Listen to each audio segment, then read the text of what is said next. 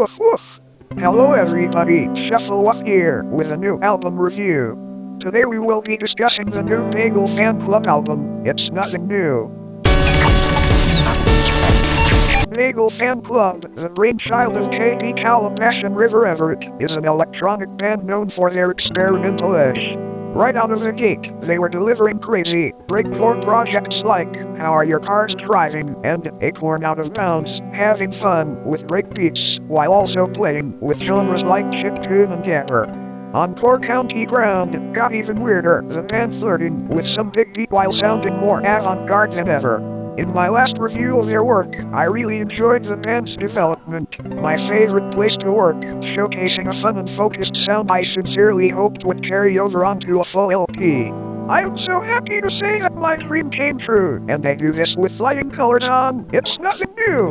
The album starts with Mutant Hell Fishing, an insane intro that pairs odd, dooky synths with insane breakbeats that come at you from every direction. The track only continues to get more intense as we are met with its hard-style kicks and glitchy electronic drops. Near the end, we get an Atari-esque synth as the track gradually hastens, finally bursting into a moment of ambience. What a smash of an opener! This flows right into subwoofer reconfiguration techniques, pairing a weird, distorted drum beat with synths that buzz all around you.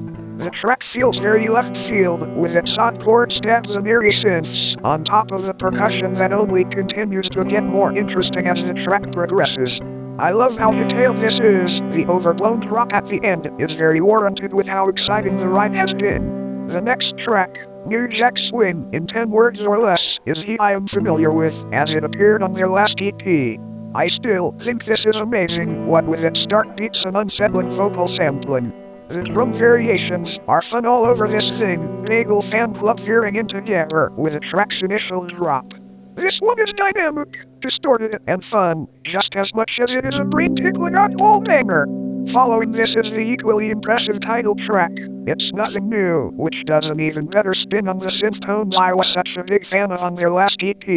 These are paired with skittering beats and violent kicks, everything soon breaking into a soaring synth and drum moment that goes bonkers. For the rest of the track, the synths get more of a spotlight, resulting in some uniquely pretty sounds. Very impressive stuff.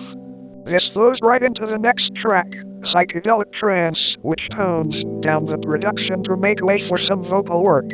Unfortunately, this is the first point on the record that loses me. While I admire the band's attempt to include a vocal-led track, I was not personally won over by the lyrics or the vocal melodies.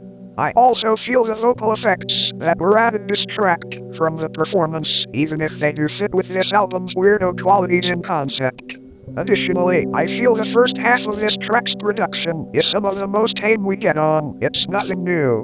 We do get some more exciting percussive moments near the end, but their inclusion does feel a bit jarring given the lighter qualities of all the other elements. This track leads into Possum Claws and Tanuki Paws, whose 8-bit kissed, distorted breakbeats I am a fan of. While I do not mind BAGEL FANCLUB's experiments as much here, there is a high woodwind melody that I find somewhat unfitting to its surroundings at multiple points in the track. Aside from me nitpicking, though, we are getting plenty in terms of heavy bass and fun beats, so I still came out enjoying it. At last, we get bagelcommers, the album's ambitious 10-minute closer. Immediately, we are being hit with whacked-out, futuristic glitches that fill up the first minute, these avant-garde textures soon breaking into an odd, equally surreal beat. This track does a lot, with its cut-to-pretty but off-kilter bell melodies, to its creative use of synth chopping, to the many ways the whole mix manages to glitch out. Such mind-bending progressions. We eventually slow down to make way for a grand, soaring synth solo, followed by brighter keys and glittery arpeggiators. In the album's last few moments, we can hear whispery vocals, with wistful production that has an almost windy quality. This track really does make for a grand, experimental finale, so even if the track cuts off at the end, it has still done so much during its runtime that it feels satisfying. Overall, I am awestruck by how great BAGEL FANCLUB sounds on this album. From its many experiments to its more accessible moments, this is truly a significant body of work for the band, and one I believe deserves all of the praise it can get.